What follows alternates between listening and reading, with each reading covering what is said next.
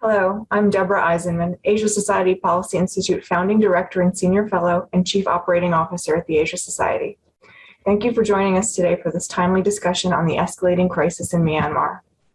Since the coup a year and a half ago, Myanmar's military forces show no end to their brutality, evidenced again last week with the execution of 4 democracy activists after secret sham trials. In just 18 months, the junta has killed and detained thousands of civilians, has brought the country to the brink of economic collapse, and COVID-19 and hunger have run rampant. In response, Myanmar's people show courage and resilience while fighting for their former path to democracy via mass protest, a civil disobedience movement, and the creation of a national unity government of parliamentarians deposed in the coup, working to wrest back power. But Myanmar and its people remain in a dire situation.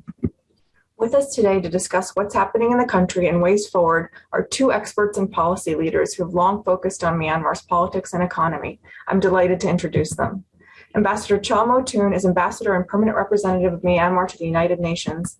He was previously Myanmar's Ambassador to Switzerland, to the World Trade Organization, and to the United Nations office in Geneva.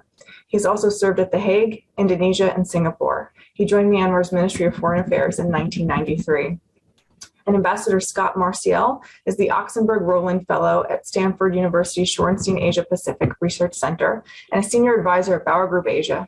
He recently retired from the U.S. Foreign Service after 37 years, which included assignments as Ambassador to Myanmar, to Indonesia, and for ASEAN affairs.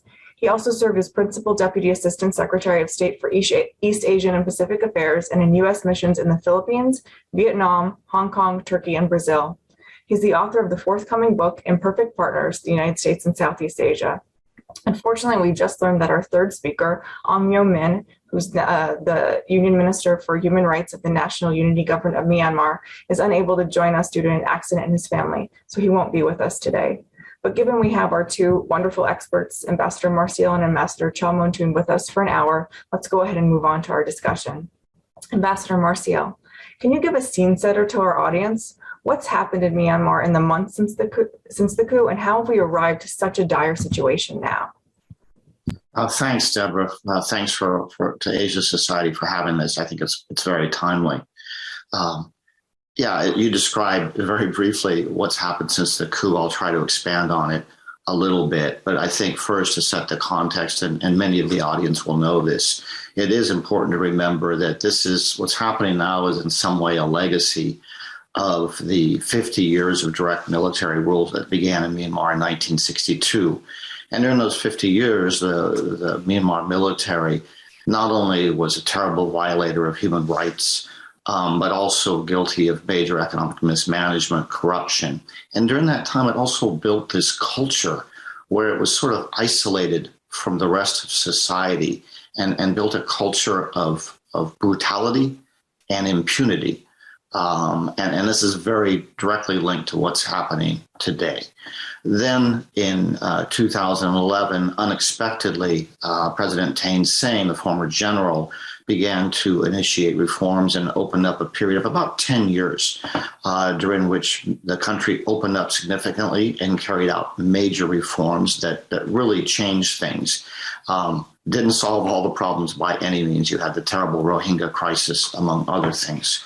But for Myanmar people, I think it was hope and opportunity and a chance that they could see their lives getting better and opportunities for even a better future, particularly after the election of Aung San Suu Kyi. I think the roots of the coup go back to the 2015 elections when Aung San Suu Kyi and her National League for Democracy party won a landslide victory against the military-backed party. The military accepted the results of that reform and allowed her government to take office. But under the 2008 Constitution, the military still was unaccountable and fully responsible for all security matters and had a great deal of political power. Then you fast forward to the November 2020 elections. I think the military, again, really reading the country wrong, as it so often does, expected that its proxy party would do quite well and that the NLD wouldn't do as well. Instead, the NLD won an even bigger landslide victory, which I think, to me, I certainly can't speak for the Myanmar people, but in my experience was we may not be fully happy with the NLD government, but one thing we all agree on, we don't want to go back to the military running things. That was clearly the mandate from the 2020 elections. I think for the military, what they saw is, man, you know, the NLD government, despite some failings, was chipping away at our power base, including through a lot of economic reforms that were, I think, undermining the military's role in the economy, as well as some institutional and bureaucratic changes that did the same. So I think the military saw this as 5 more years potentially of this democratically elected and very popular government continuing to chip away at its power. So the military decided to cry foul, claim fraud, although there was no significant fraud in the election, according to experts, and basically tried to threaten the NLD government into making some compromises, some concessions on the election front, maybe even doing the elections over again. The NLD refused, and so the military staged a coup on February 1st, 2021, again using the false claim of electoral fraud as justification. My sense is that what the military hoped to do is replicate, to a certain extent, the 2014 Thai coup, where the military took over, basically arrested and prosecuted some key politicians, their key challengers in a way, and then a year later would hold elections that would legitimize their rule. And again, they grossly underestimated the Myanmar people, who responded within days with mass protests, a huge civil disobedience movement to undermine the junta. And these were mass protests, not only in the big cities, but throughout the entire country people said, no, we can't accept this coup. We want the results of the election honored. We want the military out of power. The military detained Aung San Suu Kyi and others and have been prosecuting them ever since. The military responded to this popular protest the only way they know how. They started killing people and torturing people. And after a while, Myanmar people, and I think it's really important to understand this wasn't some top-down decision by the NLD or the National Unity Government. Myanmar people on the streets said, we got to defend ourselves. There was peaceful protest, but getting mowed down on the streets. They began to get weapons, rudimentary weapons, and began to defend themselves. And the NUG government at some point condoned this and said, okay, it's okay to fight a defensive war because you people are getting killed. And that has escalated unexpectedly. I think you've had the formation of hundreds of these so-called People's Defense Forces at local levels that have been fighting against the military. So you have much of the country, I would say, united against military rule. The military doing, as always, willing to kill as many people, wage war on its own people to stay in power. And so this is not some battle between two sort of evenly matched political forces in the country that both have legitimacy. This is really a national uprising against a hated and incredibly brutal military that I would say is the worst regime in Southeast Asia since the Khmer Rouge. So over the last 18 months, you've seen an escalation of the conflict, continuation of the civil disobedience movement, massive suffering on the part of the people because of economic decline and the violence and brutality of the military, tens of thousands, hundreds of thousands of people displaced, the military burning villages, and of course, most recently, executing prominent democracy activists. And so this is really, at this point, I think, kind of a zero-sum game. And we'll talk more about the international community's response. But all of these calls led by ASEAN for dialogue and some kind of compromise or political negotiations, I think, fail to reflect the reality of the situation. It assumes that these generals are reasonable people who care about their country. They don't. And it assumes that there's some kind of compromise deal that could be worked out that would allow the military to have some power. And I don't think either of those things are realistic right now. I'll stop there. Thanks so much, Scott. A ton to unpack there. I'll turn over to Kyaw Moe Tun first, and then we can continue just in that line of conflict, but that line of conversation.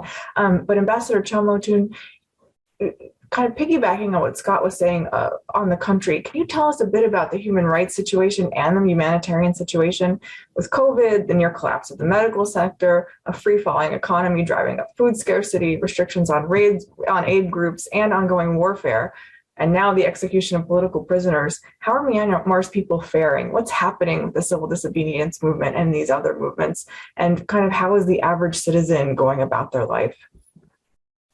Thank you, Debra. Thank you so much for organizing this this event.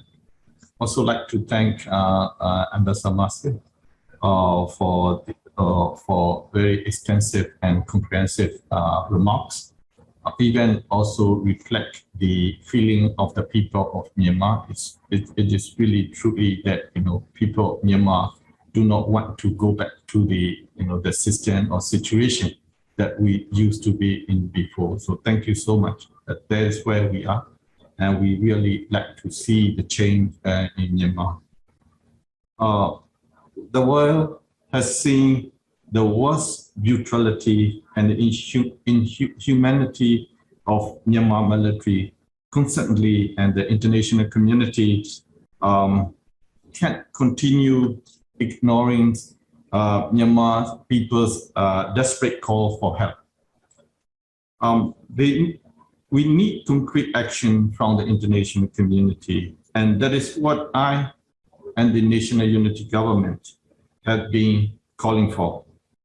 The people freely and democratically elected our representatives in the free and fair election in 2020, free and fair general election in 2020, to represent our voices in the national and the local parliaments.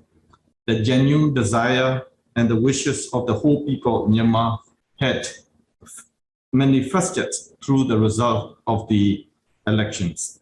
However, the military perpetrated an illegal coup on 1st February 2021, that rightly pointed out by the Ambassador Marciel, under the pretext of so-called totalist frauds, by blatantly disregarding the democratic will of the people, as well as by violating the constitution they themselves wrote. It is an act of high treason. Independent election observers have concluded that they found no evidence of substantive irregularities. On Monday, 1st August, military dictator Min Aung Hlaing announced in a broadcast speech that the state of emergency was extended for a further 6 months, saying the country needs more time to return to stability and prepare for elections. It is completely absurd. Until February 2021, the country had stability. The elected civilian government successfully held democratic election. The people had democracy and they enjoy reasonable freedom accordingly. It is the military which took away all those hard-won privileges and the inalienable rights of people. Here, I wish to highlight the very fact that the conflict will never cease as long as the illegal military rule drags on. The military's brutality and reign of terror will never bring stability. That brings me to point out the military junta's recent barbaric and inhumane execution of 4 democracy activists, despite the appeal from the international community. Such extrajudicial execution was carried out by the military for the first time in more than 3 decades. I wish to stress that these executions amount to arbitrary deprivation of lives and another example of military's atrocious human rights record. And it is reprehensible. It demonstrates complete disregard for human rights and rule of law. Over the last 18 months, the military has engaged in extrajudicial killing, torture, massacres, destroying villages, and a massive violation of human rights, amounting to crimes against humanity and war crimes. The motivation of the military is obvious. It is their last attempt to instill fear in the people and pro-democracy movement. Yet, despite the military's atrocities, killings, and daily inhumane acts, the strength and the determination of Myanmar people to end military rule and to restore democracy has only grown. Unity within the democratic forces in Myanmar, including with ethnic resistance organizations, is unprecedented. NUG, People's Defense Forces, and EROs are working together, and their cooperation has been further consolidated.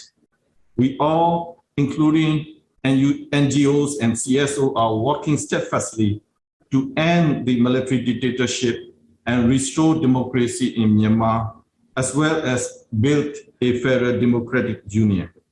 However, you all agree with me that the situation in Myanmar is further deteriorating. Let me recall what ASEAN Chair, Prime Minister Hun Sen of Cambodia said today at the opening of the 55th ASEAN ministerial meeting. I quote, "The political and security and now economic and humanitarian crisis in Myanmar, one of our own family, has challenged the ASEAN unity, solidarity, and shaken the regional stability." End quote. We are increasingly concerned that the country is headed to become a failed state. It is utmost important for the international community to take a decisive, effective, collective, and timely action to end the military dictatorship and to prevent Myanmar from becoming a failed state. The people of Myanmar persistently state that we are ready to take any cost to end this military dictatorship and restore democracy in Myanmar. We do not want to go back to the system situation that we used to be in before. Having said that, through this virtual event, I wish to appeal to the international community as follows. First, suspend all international representation of the military junta and prevent any representative of the junta in any regional and international meetings and events.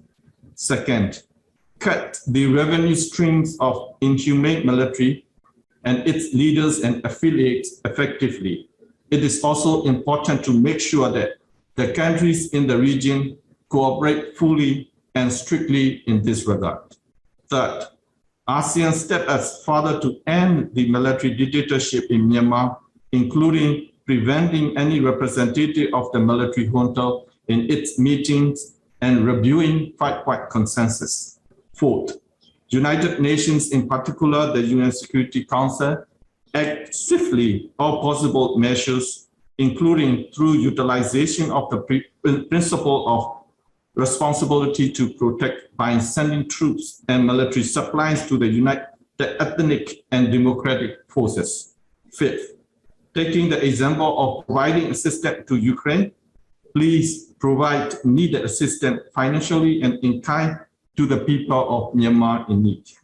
Finally, immediately recognize the NUG as a legitimate government of the people of Myanmar. Clearly, we must not forget normalizing and legitimizing the military's illegal rule will only prolong instability and suffering in Myanmar. The international community must not let military's atrocities continue. We need unified and decisive action from the international community immediately. Of course, maybe in the question and answer session, I may touch on the humanitarian situation in Myanmar, and let me stop here. Thank you so much. Thank you, Ambassador, for such an expansive and powerful statement. I appreciate that. A bit later in the conversation, I do want to unpack a number of those recommendations to the international community. But first up, I'd just love to perhaps Scott or Kyaw Moe, you can really unpack a bit. How bad are things for the average person in Myanmar? You know, you look back 15 years to a previous military dictatorship. What is the difference between then and now? Scott, you were saying this compares to the Khmer Rouge. That's a massive statement. I'd love to just understand a bit more. Can we paint a picture for folks about what this looks like? I will defer to Ambassador Kyaw Moe Tun as representing the NUG. Just very briefly, I think I said it was the worst regime in Southeast Asia since the Khmer Rouge. I don't think, appalling as it is, I don't think it's reached quite those levels yet, thank God. But in terms of the brutality and the willingness to wage war on people, I mean, every day you read about the military or the police just killing somebody who just happened to be at the wrong place at the wrong time, and just incredible inhumanity. But that's baked into the mindset of the military. And that's what I think a lot of people outside Myanmar maybe don't understand. This isn't a problem of some rogue troops or something. This is a military that sees that it has the right to do whatever it wants to people, and it's been doing it for decades. The ethnic minority people have been bearing the brunt of it, but now the whole country is facing this. The only other thing I would say, and you touched on it, Debra, is that the economic situation is really bad. Shortages of food, medicine, fuel, and lots of people have lost their jobs. And the mismanagement of the economy, particularly exchange rate and these sorts of things by the military is probably the major contributor to that. But otherwise, I defer to Ambassador Kyaw Moe Tun.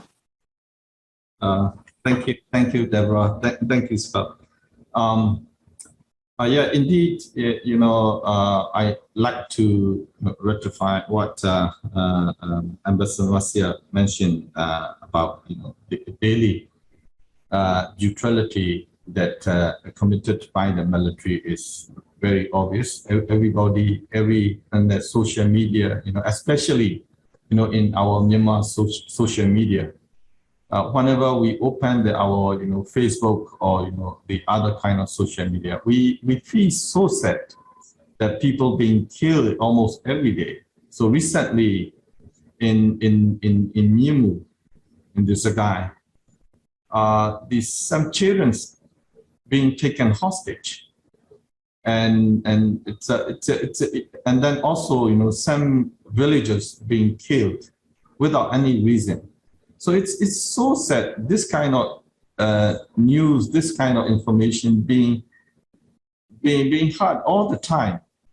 So it is now it's more than 1.5 years that we always see this kind of news. So it's just a desperate thing for us. Look at the before 2010 and before 2015. We did have this kind of situation, but not that much like what we are experiencing. In 2010 to 2015, we enjoy little bit of basic human rights, freedom of expression, especially after 2015-2016. The people of Myanmar, especially our young generation, we enjoy so much of the the basic human rights. Maybe compared to the other countries, it's less, but of course, in terms of our standard, I mean Myanmar standard, we enjoy the basic human rights, the freedom of expression that we have, quite significant compared to before 2010. So that is why the after military coup, the people ourselves, especially young generation, they are very determined. They can't go back to the situation before 2010. So that we are determined and to fight until the end of the military dictatorship. So even though we some of our friends, some of our colleagues lost their life, but we stay very resolute to fight until the end of the military dictatorship. We were never afraid of whatever brutality that military is committing. But of course, the life of the people are priceless. So we need to save all the lives of the people, whether the adults or whether youth or whether young people. Especially young people, they are our future. We need to save their lives. So the situation now is really deteriorating. It is really heartbreaking. Some places like it's northwest, the villages being burned down. It's create a lot of IDPs, and then also it's create a lot of people, especially students, the young people. They lost education, and then that is why the special reporter Mr. Thomas Andrews, he pointed out that if we let it go, we will face lost generation. That is, we need to avoid it. So that is why we keep appealing the international community to take the decisive action, because the military, they will not listen to anyone. The pressure is only way up for the people of Myanmar to end this military dictatorship. So we need help from the international community. Thank you. I'm stopped here. Thank you. And just to follow on that, on Monday, I believe, Min Aung Hlaing, the head of the military dictatorship, announced a newly extended state of emergency, so postponing further what would have been a sham election. What does this mean practically for the people of Myanmar and the deposed government? How does this change anything? May I Please, the message. Thank you. Of course, so we pointed out on the 1st of February 2021 that they give the reason for the military coup. It's ridiculous, I should say, sorry to say that. And then, they extended after 1 year. And then now they extended after 1.5 years. In the people of Myanmar eyes, it is clear what they are doing is they don't respect the rule of law. They don't respect any existing rules and regulations that we have. They are doing what they want. They want to prolong their authority. They want to prolong the dictatorship in Myanmar. So there is clear in our eyes that they're trying to prolong their life there. They're trying to make the country worsening. And then again, we are worried that because of the action from the military, we're pushing the country to become a failed state. So our eyes is we are very clear that the action we will never accept. We will not accept any planned election that may be pursued by the military, because the people desire is clearly, as I mentioned, manifested through the result of the general election in 2020. Thank you. Thank you. Maybe Scott, you may add something else with regard to the action or extension of the emergency, state or emergency.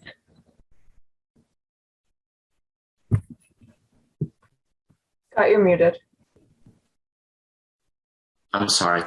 I think you covered it very well, Ambassador. The only thing I would add is any of us who've dealt with Min Aung Hlaing and the other senior generals, you just can't believe anything the guy says. So my guess is most people don't spend a lot of time trying to figure out what he really means. And Ambassador Marciel, we've talked a bit about the National Unity Government within Myanmar. You formerly worked for the U.S. government and have worked all over ASEAN.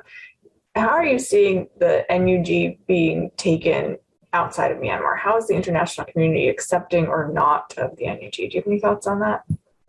Yeah, I think it poses this situation poses a real challenge for the international community. I mean, you've got some countries, Russia. I mean, Foreign Minister Lavrov was in Myanmar today, cozying up to the junta. Russia, China, to some extent India, and others who are just accepting the junta. It's fine. They're in power. We'll work with them. I think for a lot of other countries that are much more sympathetic to the Myanmar people, it poses a challenge because I think, for example, I'm out of the U.S. government, but my guess is the U.S. government's sympathies lie very much with the NUG. But since it doesn't wield effective power, it's sort of hard to figure out how to work with it.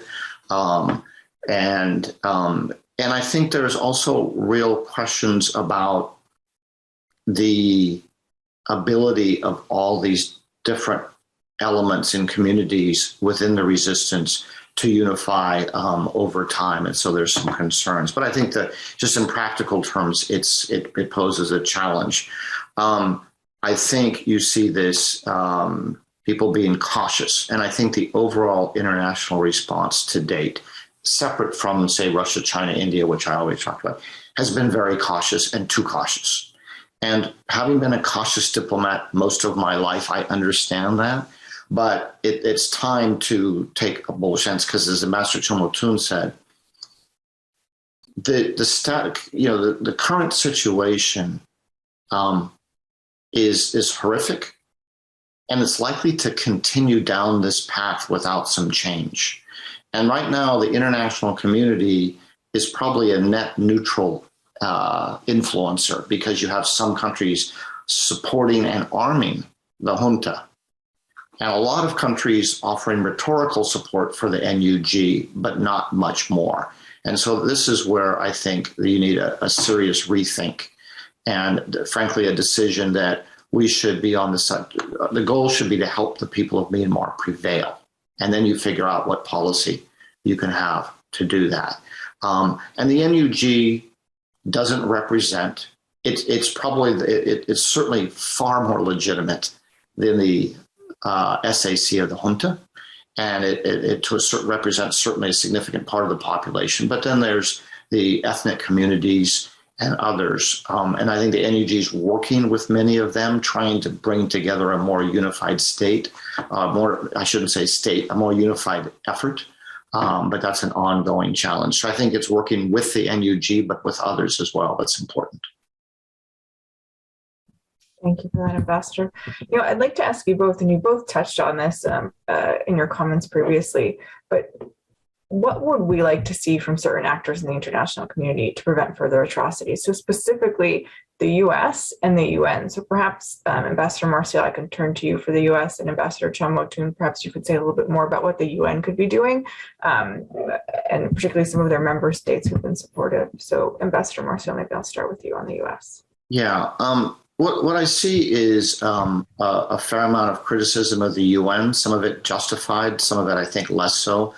The UN Security Council, Ambassador Kyaw Moe Tun knows this much better than I do.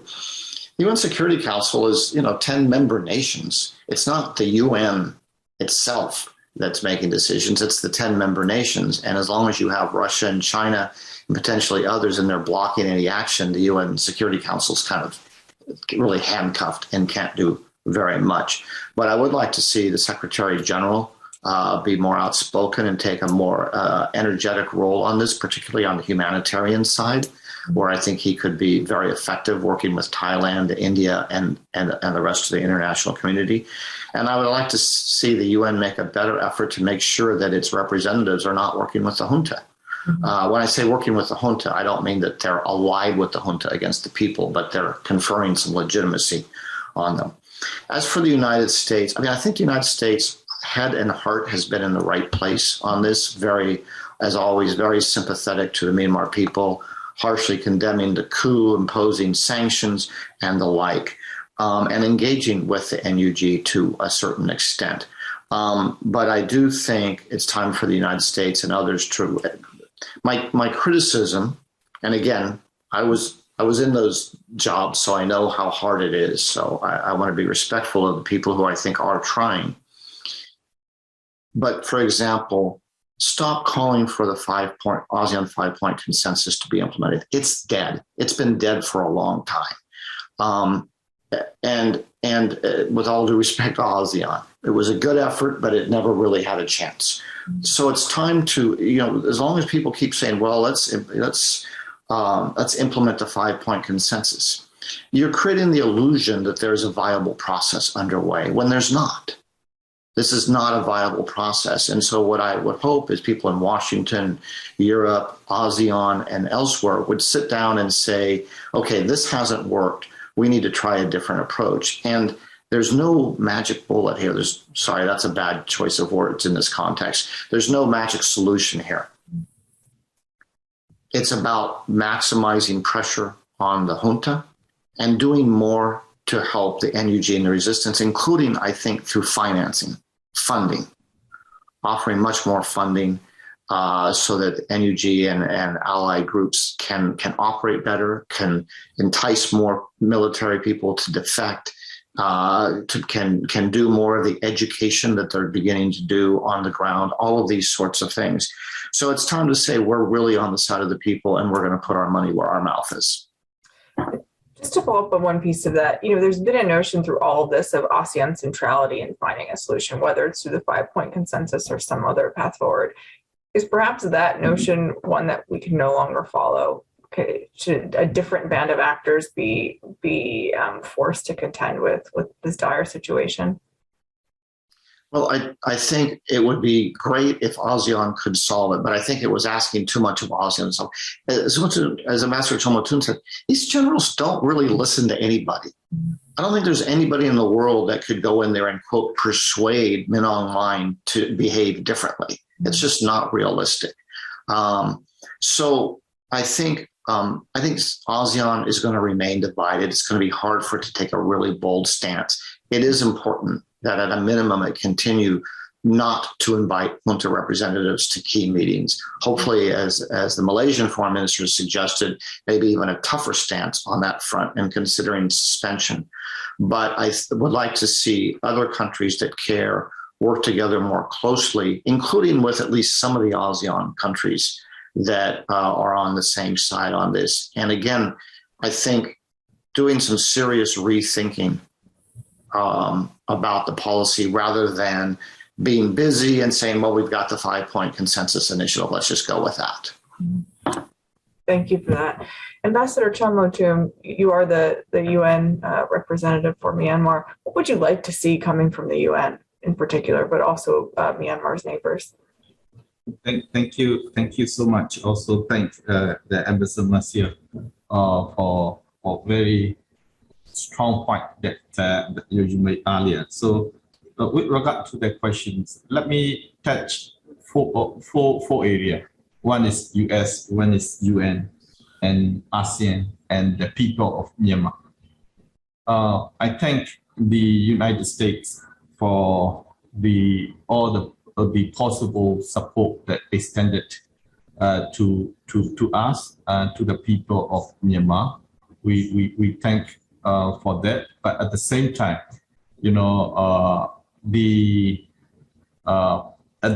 before also we mentioned that the time is really of the essence for the people of Myanmar. Every hour, every day, people being killed, people being tortured, people being arrested. So we need the immediate and decisive action.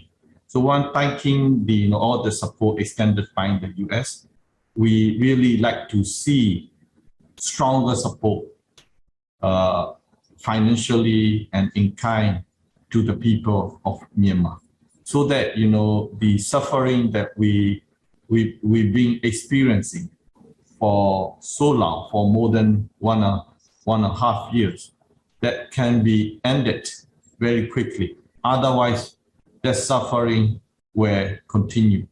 So we need help. So with regard to the UN, of course, the Ambassador Marciel rightly pointed out about the Security Council, nature of Security Council. You look at it in the 1st of February 2021. So what kind of action that taken? So we have a president's statement and the same press statements. But it's everybody know that it is not enough. Even the people of Myanmar keep saying that the statements alone are not enough. We need to have the real action. So we are really hopeful that some member states of the UN Security Council push to have a resolution in the Security Council and then to be adopted accordingly. But as you know, that there are some member states might use the veto so that resolution, people are doing that the resolution may not be passed. But we like to see the attempt. We like to see who are helping the people of Myanmar and who are helping the military. So that is like the people of Myanmar like to see. So it is the minimum efforts that we like to see from the international community, especially the members of the Security Council. So also, when we talk to the members of the Security Council, they usually looking at the positions of the ASEAN. So that is come to my third point. Of course, we are the members of the ASEAN. We value the role of the ASEAN. We cannot ignore the role of the ASEAN, of course. But at the same time, you look at the composition of ASEAN, especially in the political nature. The political system of the member state of ASEAN is different from one to another. We have the one-party system, we have the monarchy, we have the full-fledged democracy. So this kind of the member state that we have, so it will be very difficult to have the consensus on an issue, in particular the country-specific issue like Myanmar. So that we do understand the five-point consensus is the very rare the agreement that member state of the ASEAN had. But the Ambassador Marciel rightly pointed out that that was adopted on the 24th of April 2021. It is now it's more than 1 year. People being killed. Compare before 24th of April 2021 and now, how many people being killed? More than 2,000 people being killed. So what the point that we have the five-point consensus. So we like to right after the five-point consensus come out, the NUG expressed and welcome to the five-point consensus. But we said at the beginning, we pointed out that it's not enough because it's not sufficient because some basic points were missing in the five-point consensus. For example, asking for the release of detained leaders immediately and unconditionally. That wasn't in the five-point consensus. So it is already time. I fully agree with the Malaysian Foreign Minister and Dato Saifuddin about the reviewing the five-point consensus. In my earlier, I also mentioned about the appealing the ASEAN to review the five-point consensus. It is already time. So again, time is really of the essence for us. So we need to have the effective action from the regional organization as well as the international community, in particular the UN. So it's come to my last point. That is the people. Look at from the 1st of February 2021 to now.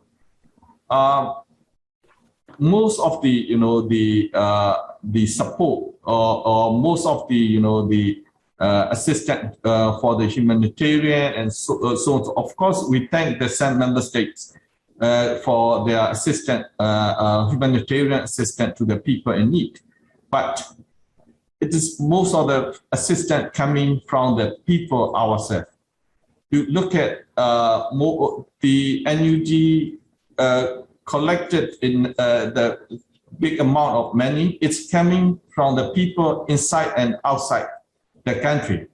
So that is why we really need help from the international community because we are poor, definitely. We are one of the least developed countries. The people who working outside, even some of us are hand to mouth.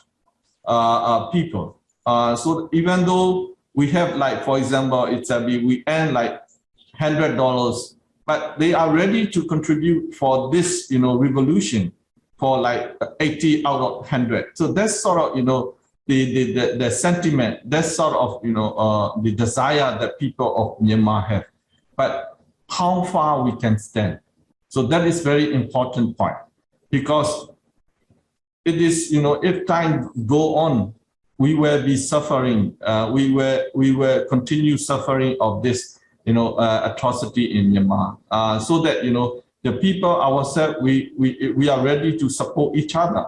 But at the same time, we need more support from the international community. So that is why I like to appeal that the support from the international community in financially and in kind is really needed to end this military dictatorship in Myanmar.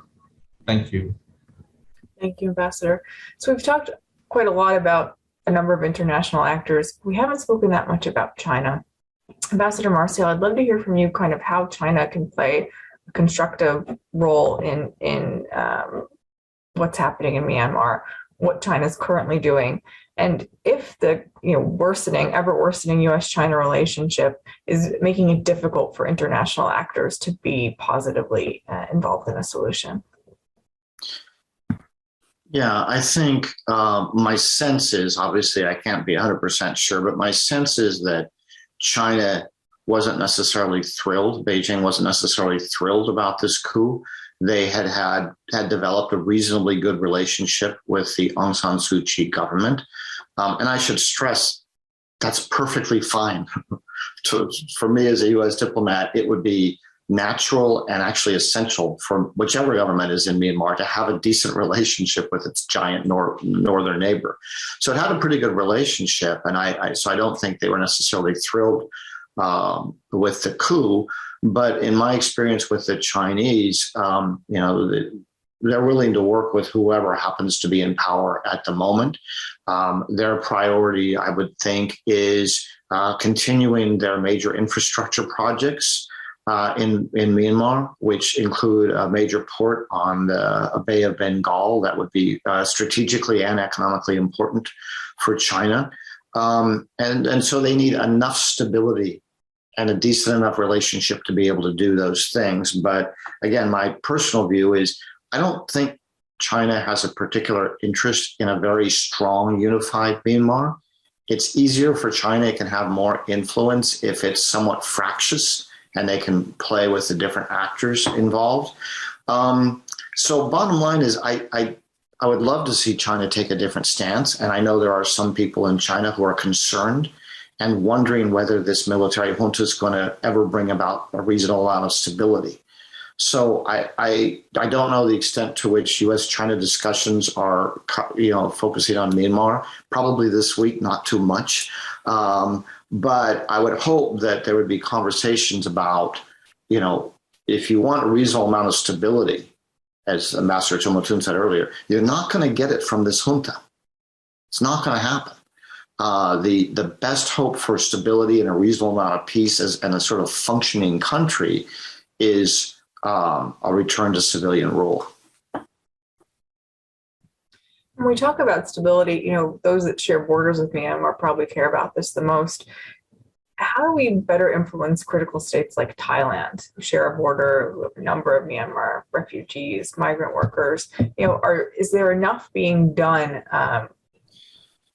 within countries of ASEAN, so not ASEAN itself, to help Myanmar? Or what can we do for kind of critical states to get them across the line?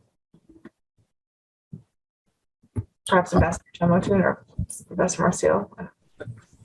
Ambassador, please. Yeah, thank you so much. Because we always value the role of our neighboring countries, especially those who are receiving our people, the refugees in the West. So we have Bangladesh who are receiving Rohingya. About 1 million Rohingya people. So also, in Thailand, also there are quite a number of Myanmar people. some are working there. It's according to the information that I learned, is about 3 to 4 million people are in Thailand. So we thank the Thailand for helping the Myanmar diaspora in Thailand. But at the same time, the situation that we are in now, the many people, especially those CDM, those who ran, those who escaped from the arrest of torture of military, many of them are in the the border area, and to some extent they are taking refuge in the border town of Thailand. So also those who are in the conflict affected area, those displaced people, they really need help, humanitarian assistance.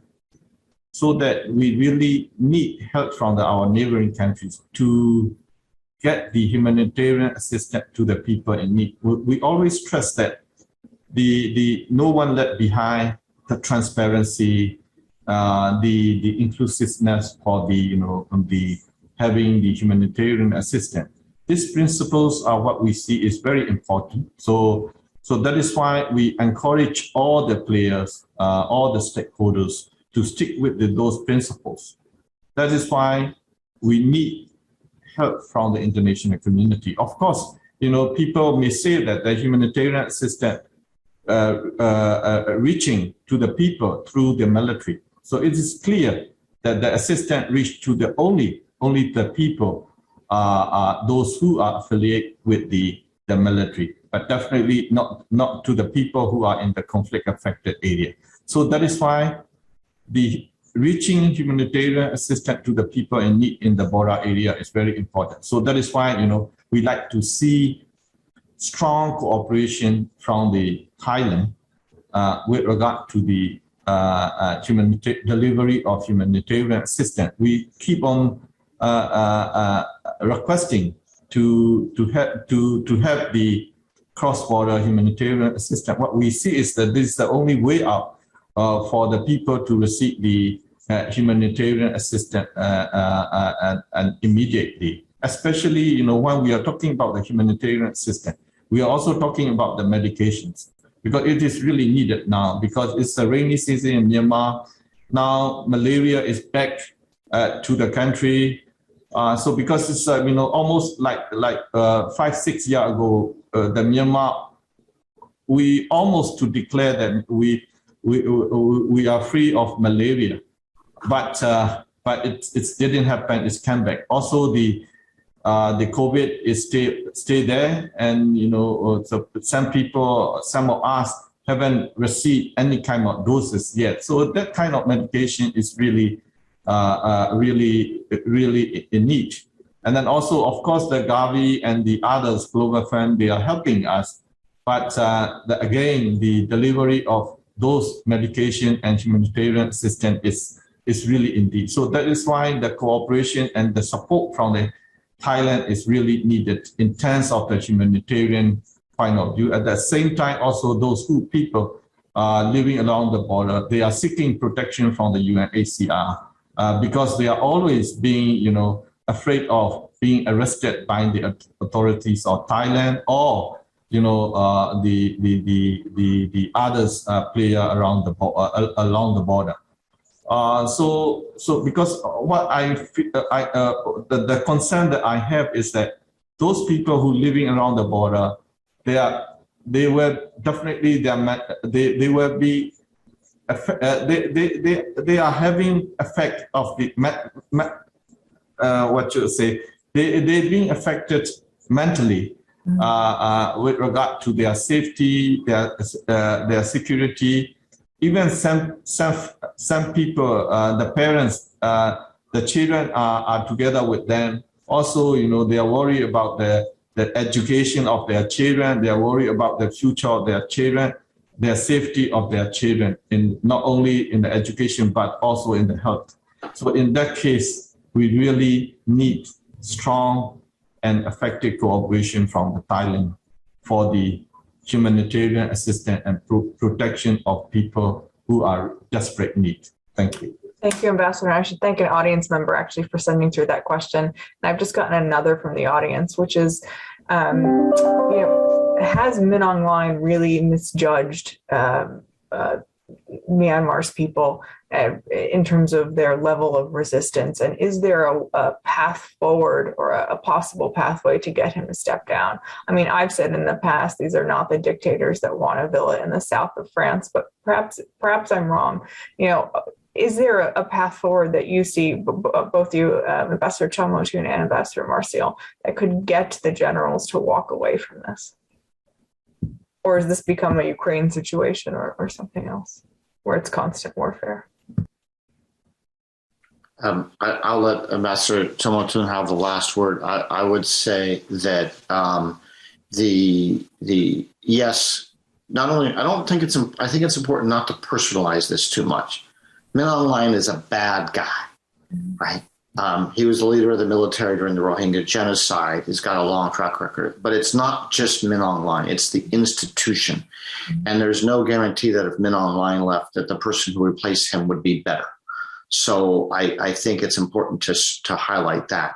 I would love to see him at The Hague, but that won't necessarily just solve that problem. So I think these guys don't compromise. They don't make concessions unless they have to. So I would just echo what Ambassador Kyaw Moe Tun said earlier.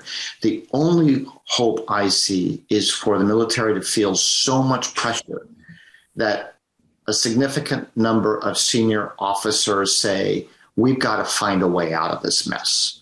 And at that point, then maybe you can start to have a discussion among Myanmar people with the military about, okay, how does this exit look?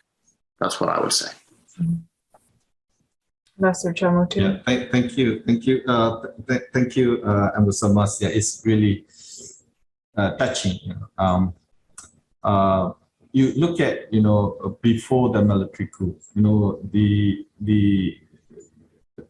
rumor, even the information we received, he asking for presidency. And before that, he asking for the extension of the retirement age for the commander-in-chief, and then that he asking for the presidency. Come on, how could the elected government get the presidency? Because people already trusted to the NLD government to continue. If they bring in this kind of people to the head of state, what the people would feel. So it is definitely, it's a bit the NLD, the leadership chose the really right decision. So I thank you so much. And then then he staged the illegal military coup, and then after that, all the serious violations of human rights being, committed by the military, of course, under the leadership of Min Aung Hlaing. So it's very clear that, I fully agree with Ambassador Marciel with regard to the institution itself need to be addressed, for the the reform. And of course, we cannot guarantee if the Min Aung Hlaing go, that another one come in will be better or not. It's definitely, we cannot guarantee. It is sure that the leadership of the military should leave. Otherwise, the country were suffering a lot from the all the atrocity committed by the military. So it is very clear that the desire of the people is definitely the leadership of military has to leave. They have to be accountable for what they did to the people of Myanmar, as well as what they did to the Rohingya people. So it is very clear. We need to get the accountability, because the culture of impunity being enjoyed by the military for so long. So we need to end this culture of impunity. So it is very clear that he received the Min Aung Hlaing underestimated the people with regard to respond to the military coup. So the pressure from within the country is enormous. It's really huge. What we need is the strong pressure from the international community. So that's the way definitely our desire be materialized. That is the end of the military dictatorship. It is the end of the neutrality of the military. And then we can build a federal democratic union through the strength of the people, and then the concerted pressure from the international community. We strongly hope that we can bring the country back to path to the democracy and build a federal democratic union in Myanmar. Thank you so much. Thank you, Ambassador. Those were excellent, actually, closing statements for the program since we've hit our time. I very much appreciate your thoughts, Ambassador Marciel. Thank you for your time and your expertise as well. This has been a great program. We look forward to hearing from you both more in the future. Thank you so much for your time. Have a good day. And good luck to the people of Myanmar. Yeah. Thank you, Debra. Thank you so much. Thank you, Ambassador Kyaw Moe Tun. Thank you, Ambassador Marciel. Thank you so much. Thank you.